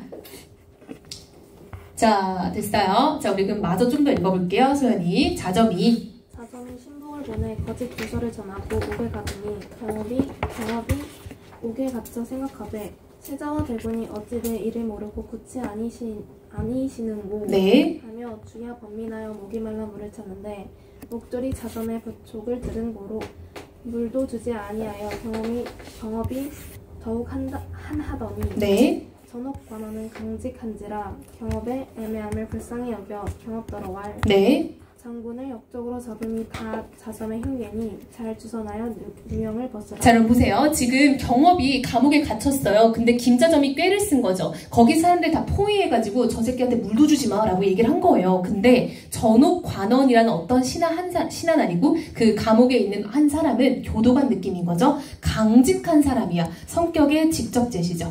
얘는 너무 강직한 탓에 차마 김자점의 말을 따를 수가 없는 거야. 아, 저런 나쁜 새끼 말을 내가 왜 들어야 돼? 라고 생각이 들어서 얘가 지금 이 임경업한테 살짝 힌트를 주는 거죠. 너를 역적으로 잡은 건 다 김자점의 흉계다. 이거 김자점이 꾸민 일이니까 잘 주선해서 누명을 벗으세요 라고 얘기를 한 거죠. 자, 경업이 여러분 잘 봐. 이런 부분 그제서야 자점의 흉계로 알았대요. 즉 그전까지는 내가 여기 왜 갇혔는지 몰랐던 거야. 근데 이걸 듣고 나니까 아, 김자점이었어? 이렇게 된 거죠. 갑자기 덥다. 그쵸? 정오가 다가오니까 이어서요. 경업이 그제야 자점의 흉계로 알고 청군을 이기지 못하여 바로 몸을 날려 옥문을 깨치고 골내에 들어가 상을 뵙고 청주한데 상이 경업을 보시고 반겨가로되 경이 말리타국에 갔다가 이제 들어오매 반가움이 끝이 없거늘 무사함 일로 청죄하느냐. 자, 통군을 이기지 못하여 바로 몸을 날려서 그 감옥을 꿰뚫고 나갔대요. 여러분 이거 뭐야? 비범한 능력이죠. 정기적이죠. 어떻게 감옥을 그렇게 바로 몸을 날려서 뛰어나가겠어, 그쵸? 자, 임금님께 갔더니 임금님이 어땠어요? 반겼대요. 이런 거 잘 체크하세요. 임금님은 아무것도 모르고 반기는 거. 헉, 경업이 왔구나, 뭐 이런 느낌? 이어서요.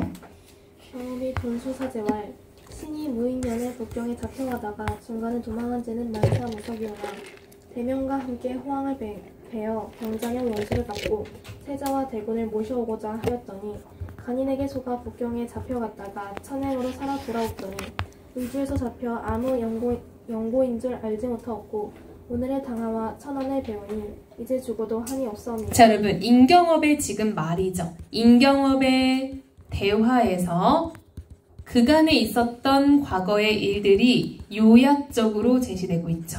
제가 청나라에 갔는데 이렇게 됐고 저렇게 됐는데 이걸 하려다가 이상해서 무슨 일이 있었어요 라고 지금 인물의 대화를 통해 과거의 사건을 정황을 요약적으로 제시하고 있다. 이런 거 충분히 나올 수 있는 부분이죠. 자, 그러면서 이제 임금님을 뵀으니 죽어도 한이 없습니다 라고 얘기를 하고 있죠. 이어서요. 상이 들으시고 대경하사 신하더러와 네. 경업을 무슨 죄로 잡아온고 하시고 자점을 패초하사 실사를 물으시니 자점이 속이지 못하여 주왈 경업이 역적이옵기로 잡아 가두고 개갈고자 하였나이다 라고 뻥을 치고 있죠. 이어서요. 경업이 대로하여 고성됨에 왈 그쵸. 개빡쳤다는 거죠. 대로는 매우 크게 화를 내며 이런 말이죠. 이어서 이 몹쓸 역저가 들으라 벼슬이 높고 공록이 조카하거늘 무엇이 부족하여 모반할 마음을 두어 나를 해코자 하느뇨 자점이 듣고 무언이거늘 그쵸. 자점이 듣고 무언 할 말이 없어. 그치? 할 말이 없는 거야. 그쵸. 있더니 임금님이 노하여 화가 났어요. 이어서 상이 노하여 왈 경업은 삼국의 유명한 장수요 또한 만고 충신이거늘 네 무슨 일로 죽이려 하느뇨 라고 해서 지금 임금님도 임경업 편을 들고 있어요. 자, 이어서요. 하시고 자점과 함께한 자를 금부에 가두고 경업은 물러가 쉬게 하라 네. 하였다.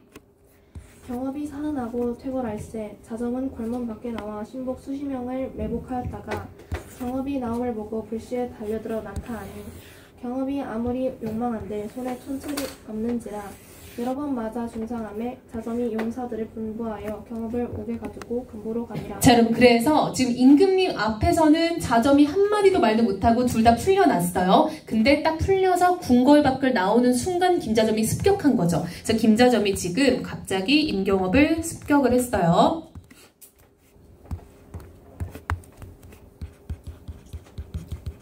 자, 이어서 마저 읽어볼게요. 이때 대군이 시자더러 문할 임 장군이 입성하였으나 지금 어디 있느뇨 시자가 대말 소인들은 모르나이다 대군이 의심하여 바삐 입궐하여 경업의 거처를 묻되 상이 수마를 이르시니 대군이 주왈 자점이 이런 만고충신을 헤아려하오니 이는 역적이라 엄치하소서. 그쵸. 대군 역시 지금 김자점은 나쁜 놈인 것 같다. 그래서 아버지께 말하는 거죠. 이 사람은 우리가 좀 벌을 줘야 될 것 같다 하고 명의를 기다려 친히 경업을 가보려고 했대요. 차시 장면 전환이죠. 경업이 자점에게 매를 많이 받아 1000명이 지나게 되매 분기대발하여 신음하다 죽으니 신년 48세요. 기축 9월 26일이다 라고 해서 주인공이 지금 죽었어요, 여러분. 그쵸? 주인공의 죽음은 이 작품을 비극적 결말로 이끄는 사건이 되겠죠. 맞고 바로 죽은 건 아니고, 그쵸? 갇혀있다 죽은 거죠. 자, 중략 이유 한번 읽어볼까요? 민선 읽어봅시다. 자점이 자점이 관심 품은 지 오래 있다가 절도에 안치됨에 더욱 앙앙하여 불특기심이 나타나거늘 네. 부의정 20액이 자점의 일을 아뢰니 놀라 군부조사를 보내 언력 구문하신 후 목에 가두었더니 이날 밤 한 꿈을 얻으시. 자, 여러분 꿈을 꿨어요. 누가요? 임금님이요. 임금님이 꿈을 꿨어요. 여기서 문제가 많이 나와요. 실제 그 평가원 기출에서 뭐가 나오냐면 꿈을 꿔서 알게 됐냐? 꿈꾸기 전에 알고 있었냐? 이런 것들. 여러분 고전소설 생각보다 별거 아닌 걸 물어보는데 그 별거 아닌 걸 애들이 어려워요. 예를 들면 선후관계, 인과관계 이런 것들. 자, 이어서요. 경력이 나와 좋아요. 네. 자점이 소신을 죽이고 관심을 품어 거의 일이 되었사오니 갑자기 공문하옵소서 라고 꿈속에서 얘기한 거예요. 그쵸? 이어서 하고 울며 가거늘 향이 놀라 깨달으시니 경업이 앞에 있는 듯한지라. 그쵸? 상이 놀라서 뭐야? 이렇게 됐대요. 이어서요. 상이 슬픔을 이기지 못하시고 날이 밝음에 자점을 울려 공문하시니 자점이 자복하여 욕심을 품은 일과 경험을 노래한 일에 행복하거늘 상이 좋아요 자점의 삼족을 자매요 저다 거리에서 들리라 하시고 그 종류를 다 문제하라 하시며 경험의 자식들이 계속 요할 너희 아비가 자살한 줄로 알았더니 꿈에 와 자점의 무예를 주었다 하기를 내었나니 원인을 갚으라. 자, 여러분 여기서 등장했죠. 임금님은 임경업이 자살한 줄 알고 있었어요. 근데 꿈을 꾸고 나서 김자점 때문에 죽었구나를 알게 된 거죠. 자, 이 작품에서 여러분 꿈의 기능은 뭐겠어? 사건의 진실을 밝혀주는 역할을 하는 거죠. 어떤 사건의 내막, 정황을 알려주는 기능을 하고 있어요. 우리 앞에서도 박태부의 아내 꿈 나오잖아요. 그쵸? 자, 그래서 이런 선후 관계를 좀 잘 체크하면 좋을 것 같습니다. 자, 이 장면은 여러분 뭐 나올 만한 장면이었던 건 맞는데 조금 더 버라이어티한 장면들이 좀 더 있는 건 좀 아쉽긴 하겠다. 그쵸? 그래서 임장군전까지 해서 지금 우리 그 앞에 현대시하고 고전소설 나간쌤, 홍소영쌤 범인은 끝났네요. 그쵸? 그분 범인은 여기까지였었어요. 아, 안 다친 범이야? 아니지. 그 최종 범이잖아. 그쵸? 오케이. 그분 범위는 끝났고, 자, 우리 명월음하고 농가 한번 펴볼까요? 명월음, 농가 펴보세요. 그게 여러분 우리 그 국건 교재 있었는데 우리가 빼버렸죠? 그 쌤이 다시 뽑았어요. 오늘 출석하면서 받았죠? 꺼내보세요.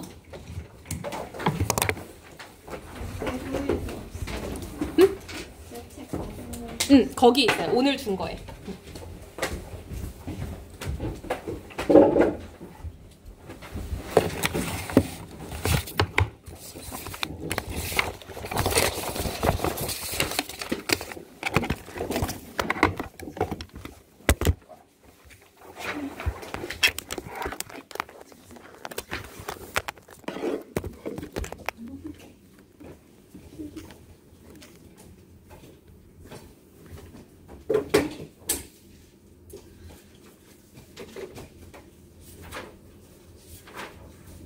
자, 여러분 농가부터 볼까요? 농가 좀 간단하니까.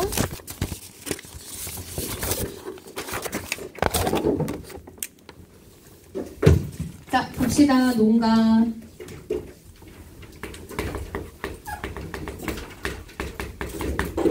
그래도 우리가 앞에서 막 시조 갈래 설명하고 갈래 정리했던 거 기억나죠? 그쵸? 그러면 시조는 정형시잖아. 그치? 왜 끊어졌어? 건드려서? 괜찮아?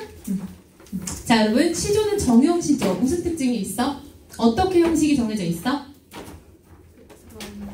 사음보투 3장 6구 45자. 세 번째는 마지막 줄에 첫 음보는 세 글자를 맞춰야만 한다라는 정형시죠. 여러분 우리가 친구들이 그 개념을 좀 많이 오해하더라고. 봐봐. 정형식 여러분 형식이 정해져 있는 시예요. 그쵸? 형식이 정해져 있는 시. 그래서 외형률인 거죠. 그럼 여러분 정형시의 반대말이 뭐야? 정형시의 반대말이 뭐야? 자유시예요. 자유시는 운율이 겉으로 드러나 안 드러나? 안 드러나. 내재율인 거예요. 그래서 우리가 이거를 좀 잘 체크를 하세요. 그쵸? 그래서 이걸 늘 물어보더라고요. 애들이 뭐라고 하냐면 그러니까 예를 들면 현대시에서도 딱딱딱 뭐 1년에 3줄, 2년에 3줄, 3년에 3줄이 맞춰져 있으면 애들이 이것도 정형시 아니에요? 하는데 아니에요, 여러분. 정형시라는 건 좀 더 엄격하게 갈래적으로 정해져 있는 걸 말하는 거고 그렇게 해서 아예 갈래적으로 정해져서 만들어지는 운율을 우리가 외형률이라고 하는 거예요. 겉으로 드러난다고 다 외형률이 아니야. 됐어? 그래서 이 작품은 시조입니다. 시조. 자, 이제 시조니까 우리가 3장, 6구, 45자. 그 다음에 우리 종장의 첫 음보는 3음절.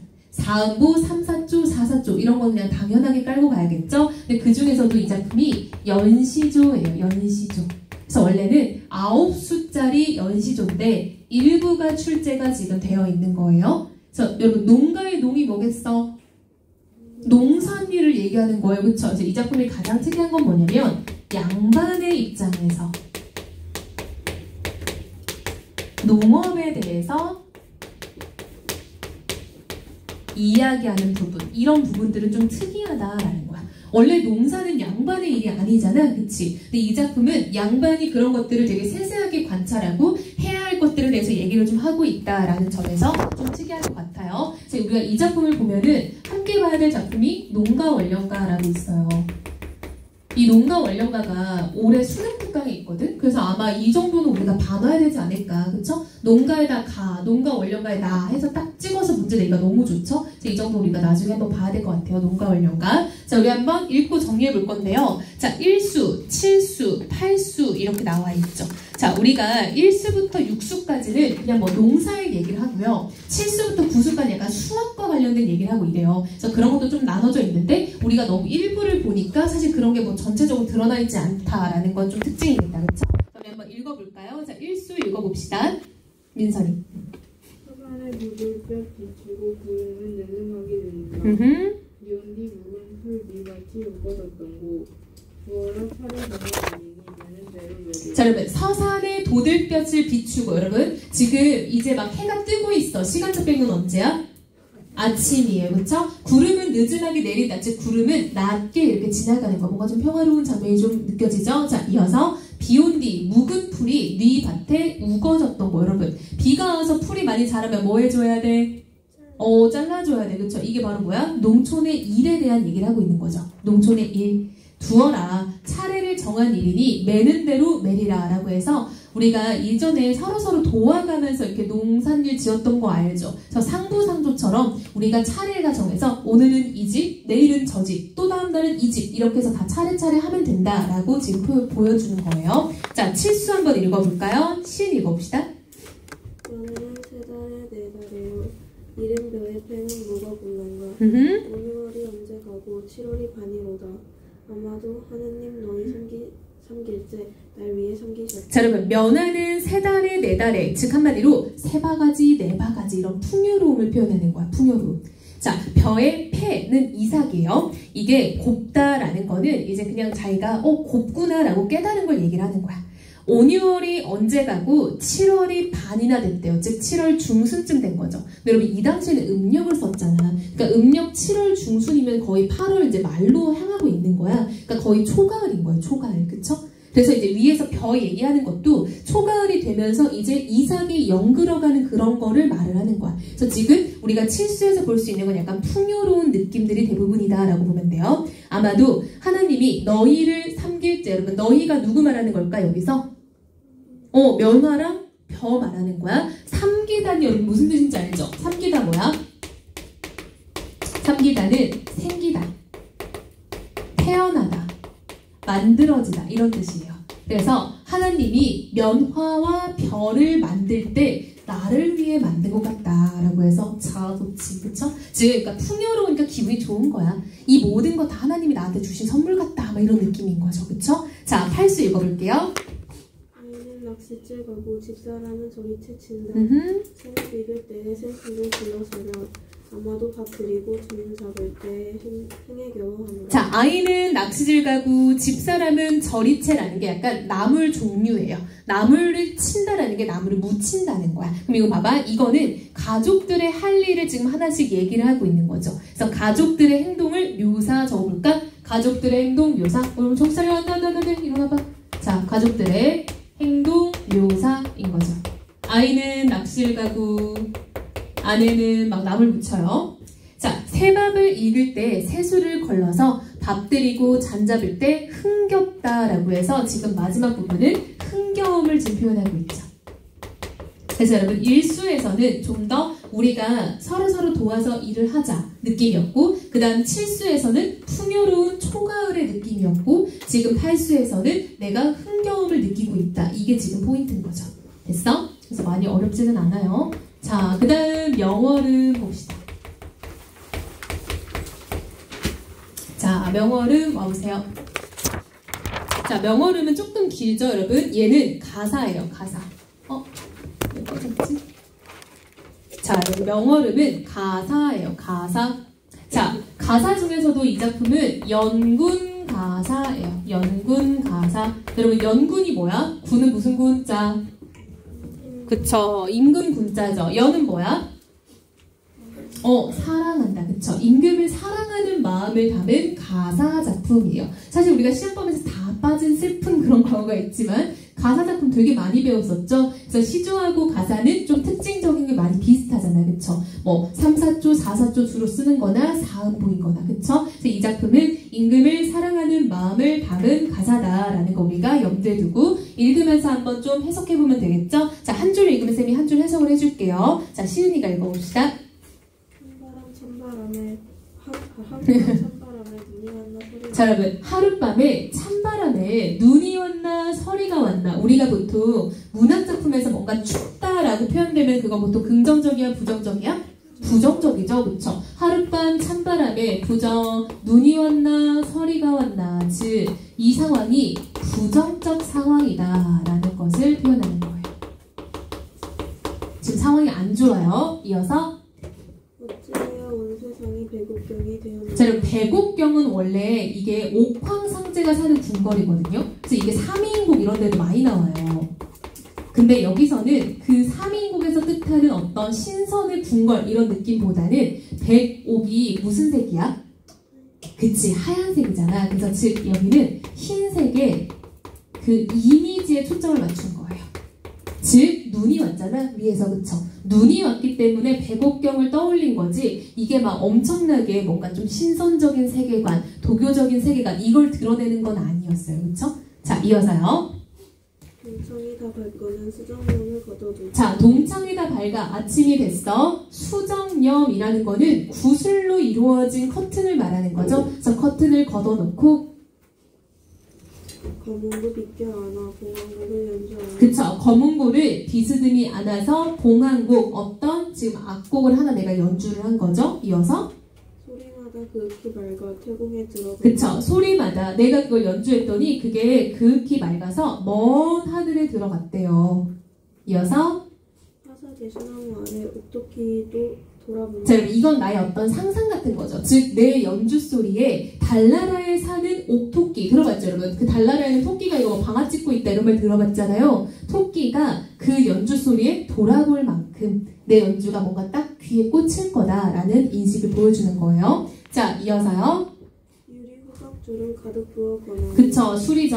이어서 유정한 항아도 잔 밑에 빛이 없다. 여러분, 이 항아도 선녀 말하는 거야, 선녀. 그래서 내가 술을 마시니 그 선녀도 그 잔 옆에 모여드는 느낌. 이어서 청광을 머금으니 폐부에 흘러들어. 여러분, 청광은 빛이죠. 지금 빛을 머금으니 내 폐부에 흘러드는 느낌이 든다는 거야. 내가 이 빛을 보고 뭔가 내 가슴팍에도 이게 가득 차는 느낌을 표현하는 거예요. 이어서 호구와 흉중이 아니 비친 데가 없다. 그쵸, 여러분, 흉중이라는 것도 이게 가슴 흉곽을 말하는 거잖아. 내 가슴팍에 그 빛이 안 비친 데가 없대요. 왜, 여러분? 제목이 뭐야? 제목이 뭐야? 명월음이죠. 여러분, 여기서 월이 뭐야? 달이죠. 그쵸? 즉 여기서는 이 명월을 임금으로 표현을 하고 있는 거예요. 그래서 저기서 말한 어떤 청광 이런 것들은 달빛, 같이 형상화된 거겠죠. 그럼 여기서 우리 그 3인곡에서도 등장하지만 관동별곡에서도 달맞이하고 하는 거 알죠? 그쵸? 백년화 한 가지를 이거 기억나? 그래서 그런 거랑 연관지어서 볼 수 있어야겠죠. 관동별곡과. 자, 이어서요. 옷과 스매쳐내어 강한전에 들어가. 여러분 이 광안전도 원래는 달나라 궁전이에요. 달나라 궁전. 근데 여기서 진짜 달나라 궁전 얘기하는 건 아니고 임금님이 계신 곳을 간접적으로 언급하는 거죠. 그래서 이런 게 다 3인곡에 다 나오는 표현들이죠. 백옥경, 광안전 이런 것들. 자, 즉 내가 임금님 계신 곳에 돌아앉아 마음에 먹은 뜻을 다 아뢰려 하였더니라는 거야. 그럼 잘 안 됐다는 얘기 하겠죠. 이어서요. 심술궂은 뜬구름이 어디서와 가리노. 그쵸. 내가 임금님께 말을 하려고 했더니 심술궂은 뜬구름이 와서 가리더래요. 이 뜬구름은 나한테 어떤 존재? 방해가 되는 존재인 거죠. 그쵸. 그럼 얘는 방해물에 해당하는 거네요. 자, 이어서요. 천지가 깜깜하여 백물을 다 못 보니. 자, 천지가 깜깜하여 백물은 100가지의 사물이야. 정말 100가지를 말하는 건 아니고 온갖 사물이라고 보면 되겠죠. 온갖 것을 다 못 보니 상하사방에 갈 길을 모르니. 그쵸. 내가 갈 길도 안 보인다라는 거야. 이어서 먼 봉우리 반쪽 끝에 옛 빛이 비치는. 그쵸. 먼 봉우리 반쪽 끝에 옛날 그 빛이 비치는 듯 하는데 이어서 구름 사이로 나왔더니 떼구름 미쳐나니. 그쵸. 여러분 구름 사이로 그 빛이 보일 뻔했는데 또 뭐가 가려? 또 뭐가 가려? 그쵸. 떼구름이 또 가려요. 뭐겠어? 방해물이겠죠. 그럼 얘가 계속 이렇게 따라가는 그 빛은 무슨 빛? 달빛이겠죠. 임금의 빛인 거예요. 자, 이어서 빛이 점점 아득하여. 그쵸. 희미한 빛이 점점 아득해진대요. 이어서요. 주문을 닫아놓고 뜰가에 따로 서서. 네. 매와 한 가지 개수나무 그림자인가 돌아보니. 여러분 봐봐. 계속 개수나무, 옥토끼 왜 나온지 이제 알겠죠? 왜? 뭐 때문에 나오는 거야? 개수나무, 옥토끼 이런 거 다 왜 나오는 거야? 달 때문에 나오는 거. 그쵸? 우리 뭐 개수나무, 한나무 뭐 이거 기억나? 이게 뭐 이렇게 손으로 하는 거 그치? 그리고 옥토끼. 그리고 아까 나왔던 항아 이것도 달나라에 산다라고 믿어지는 선녀란 말이야. 그래서 이런 것들이 다 달과 관련해서 지금 나오고 있는 소재들인 거 보이죠? 자, 그래서 여기서도 매와 한 가지 개수나무 그림자인가 돌아보니 여기서도 하필 개수나무인 이유는 달과 연관돼서 나오는 소재인 거죠. 자, 이어서 처량한 암향이 나를 쫓아 시리는. 여러분 처량한 암향이라는 거는 그윽한 향기예요. 그쵸? 이런 것도 다 3인국에서 또 매화 표현할 때 딱 똑같이 이렇게 말을 해요. 매화의 향기가 나를 쫓아서 씨름한다라는 건 여러분 매화는 보통 뭘 상징해? 그렇지. 지주와 절개. 그럼 매화의 향기 역시 뭘 상징하겠어? 그렇지. 자, 매화 같은 건 지주와 절개를 상징하는 소재야. 근데 이 향기도 씨름한다라는 건 뭐겠어? 지조를 펼치기가 쉬워 어려워? 어렵다. 왜요? 뭐 때문에? 뭐 때문에? 그치. 뜬구름 또? 뜬구름 또? 떼구름. 그렇지. 이런 것들. 자, 이어서요.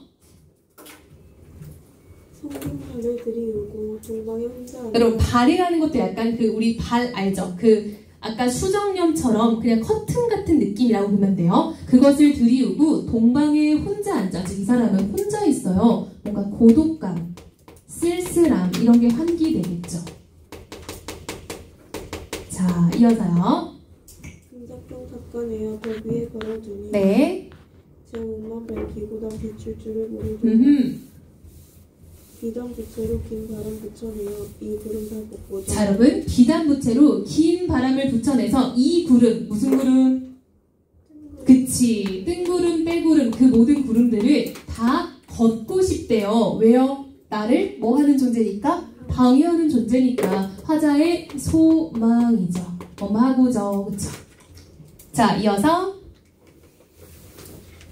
푸른 대나무로 청비를 기르내어 그쵸. 푸른 대나무로 내가 빗자루를 만들어서 저 구름을 다 쓸어버리고 싶어. 왜? 나와 임금님 사이를 뭔가 방해하는 구름 세력들이니까요. 이어서 장봉은 말리고 이공은 진다. 여러분 장공은 하늘 말하는 거예요. 긴 하늘은 말리고 이 몸은 진토는 여러분 먼지 말하는 거야. 내 몸은 먼지처럼 존재감이 작으니 이런 말인 거예요.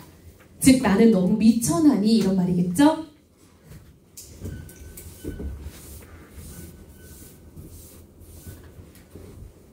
쓸쓸한 일에 빛이 생각하니 그쵸. 나는 지금 쓸쓸함을 느끼고 있고 내가 마음먹은 모든 것들이 다 헛된 일이로구나 라고 난 느끼는 거죠.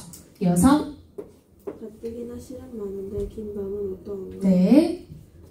점점 관측하여 다시금 생각하니 영어 소정이 천지에 무궁하니 네. 풍운이 변하는데 본색이 어디 가리. 네. 우리도 단심을 지켜 명월 보임을 기다리고. 잘 보세요. 풍운이 변한들 본색이 어디 가겠냐 서리법이죠. 즉 무언가가 아무리 변해도 우리의 본질은 변하지 않는다라는 거죠. 우리도 단심, 무슨 단심? 우리 일편단심이란 말 들어봤죠. 한 조각의 붉은 마음, 즉 변하지 않는 마음인 거죠. 변하지 않는 마음을 지켜서 명월을 볼 날을 기다리대로. 명월은 뭔데? 그치, 임금님을 다시 볼 날을 나는 기다리겠다라는 의지적 태도를 표현하고 있죠. 됐어요? 자, 그럼 우리 앞에 넘어가서 해제 읽고 마무리 한번 해봅시다. 이 작품은 임진왜란 때 세연이 부른 연극 가사이다. 이 작품에서 작가는 전란의 경험을 구체적으로 상술하기보다 전란으로 인한 비극적 심정을 문학적으로 형상화. 그쵸, 여러분. 구체적 상술에다 X 쳐봐. 그쵸? 이거는 막 전쟁이 이랬어요, 저랬어요 이런 사실적 기록보다는 나의 어떤 감정을 표출하는 게 조금 더 우선이었다라는 거야. 이어서 피렁길에 오른 임금을 구름에 가려진 달에 비유하여 나라를 걱정하는 마음. 자, 형광펜. 임금을 구름에 가려진 달. 형광펜. 그 다음